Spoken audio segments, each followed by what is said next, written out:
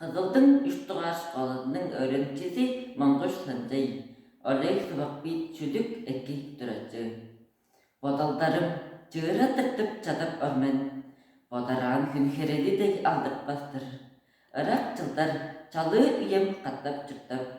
Idık olu tüydilgeni saktıp örmen. Dugnanın bettiği çarı çindinleşke. Düze bergeç durup çatıp çıdırımda. Taysın oğu.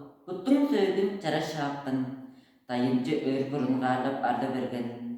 Üyem uru çedip gelgeç balığım şarıp, üngey meni çükte soyup kalışıp. Orus kıstın izi gideri arnımga deyip, angu duba kadı çukup çordu basta. Badın barıp uru hinceğini görüp lejör, balık düştü durdunmaz da, basılmaz da. Çok sestra, meni kağıt aşırbas deyip. Çabal çokka atların baday vermen. Tenek tetkiw bodagamar, cüttar herek. Demiseldi ürgülcülep tuldur herek. Menden eki tutunungar efreйтер дейş. Men başım tuybay tutkış.